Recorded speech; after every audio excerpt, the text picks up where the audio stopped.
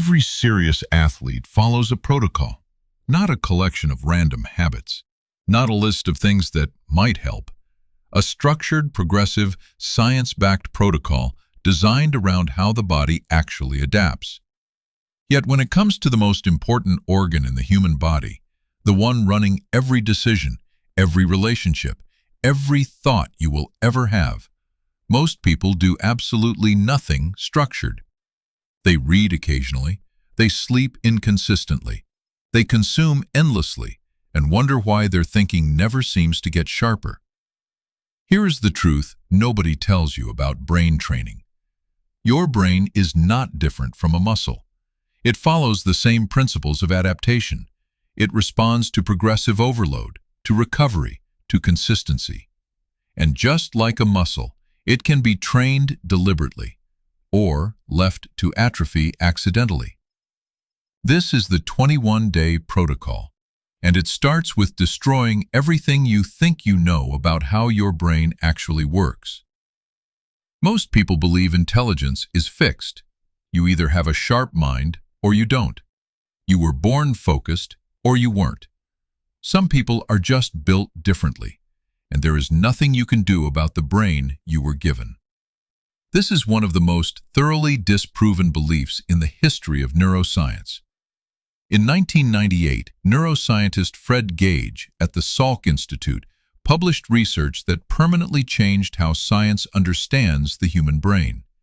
He discovered neurogenesis, the birth of new neurons in the adult brain. Before this discovery, the scientific consensus was clear. You were born with a fixed number of brain cells, and they only declined from there. Gage proved that wrong. Your brain is not fixed. It is plastic. It grows new neurons. It builds new connections. It rewires itself in response to what you repeatedly do or don't do. The question was never whether your brain could change. The question is whether you are changing it deliberately or letting it change by default. Here is why most people who try to improve their brain see almost no results. They treat brain training the same way someone treats going to the gym once, expecting transformation from a single session. Neuroscientist Michael Merzenich, whose research on neuroplasticity at UCSF spans 4 decades, identified the critical principle most people miss entirely. He calls it specificity. Your brain only rewires in the specific areas you challenge. Reading rewires the areas involved in language and comprehension. Learning an instrument rewires the areas involved in motor control and auditory processing. Physical exercise rewires the areas involved in memory and emotional regulation. The mistake most people make is consuming information passively and calling it brain training. Watching documentaries, listening to podcasts, reading without applying. Passive consumption feels productive, but it doesn't challenge the brain enough to trigger neuroplasticity. Real brain training requires what Merzenich calls focused, effortful engagement, the mental equivalent of lifting heavier than you lifted last week. This is what the 21-day protocol is built around. Phase 1, days 1 through 7.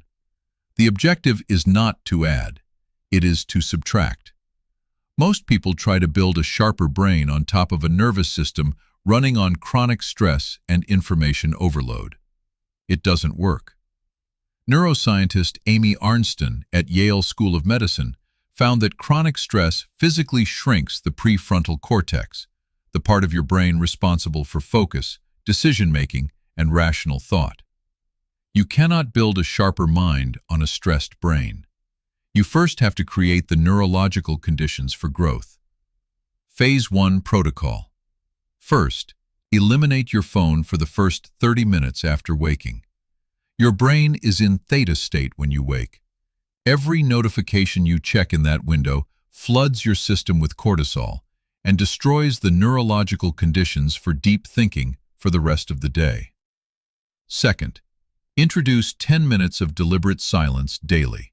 No input, no music, no podcast, just your thoughts and your breath. This activates your default mode network, the brain's internal processing system responsible for creativity, self-reflection, and problem-solving. Third, reduce decision fatigue. Eliminate as many small, unnecessary decisions from your day as possible. Decision-making depletes the same cognitive resources as focused thinking. The fewer trivial decisions you make, the more mental energy remains for the ones that matter. 7 days of this alone will create a noticeably cleaner, calmer cognitive baseline. Now you're ready to build. Phase 2, days 8 through 14. Now you build. The principle here is deliberate practice, a concept developed by psychologist Anders Ericsson, whose research on expert performance transformed how we understand skill acquisition. Deliberate practice is not doing what you already know how to do. It is operating at the edge of your current ability, making mistakes, correcting them, and pushing slightly further than you went yesterday. Phase 2 protocol. First, learn one completely new skill for 20 minutes daily. Not something adjacent to what you know, something genuinely unfamiliar. A language, an instrument, a mathematical concept, a new sport. The unfamiliarity is the mechanism. Your brain only grows new pathways when it encounters problems it doesn't have existing solutions for. Second, practice spaced repetition. Instead of reviewing information once, review it at increasing intervals. Day 1, Day 3, Day 7, Day 14. Neuroscientist Hermann Ebbinghaus mapped the forgetting curve in 1885, and nothing about human memory has changed since. Information reviewed at spaced intervals is retained up to 8 times longer than information reviewed once and never revisited. Third, write by hand for 10 minutes daily. Research from Princeton and UCLA found that handwriting activates significantly more neural regions than typing, including areas responsible for memory encoding, comprehension, and creative thinking. The physical act of forming letters forces your brain to process information more deeply than any keyboard ever will. Phase 3, days 15 through 21. Consolidation. This is the phase most people never reach because they quit before the results become visible.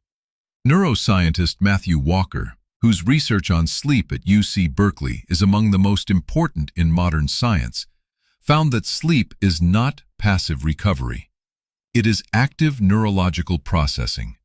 During deep sleep, your brain replays the experiences of the day, transfers information from short-term to long-term memory, and clears metabolic waste products that accumulate during waking hours, including the same proteins associated with cognitive decline. Phase 3 protocol. First, prioritize 7 to 9 hours of sleep without compromise. Every hour of sleep you sacrifice costs you a measurable percentage of the cognitive gains you built in Phase 2. You cannot outwork sleep deprivation. The brain that trained hard and recovered fully will always outperform the brain that trained harder and recovered poorly. Second, implement active recall daily. At the end of each day, take 5 minutes to recall everything significant you learned without looking at your notes. Active recall, the effortful retrieval of information from memory, is the single most effective learning strategy identified by cognitive science. More effective than rereading, more effective than highlighting, more effective than summarizing. Third, teach one thing you learned to someone else this week. Psychologist Robert Bjork's research on the generation effect found that explaining information to others forces your brain to organize, structure, and deeply encode what it previously held loosely. You don't truly know something until you can make someone else understand it. Here is what 21 days of this protocol actually does. Not a sharper brain in the abstract, something far more specific.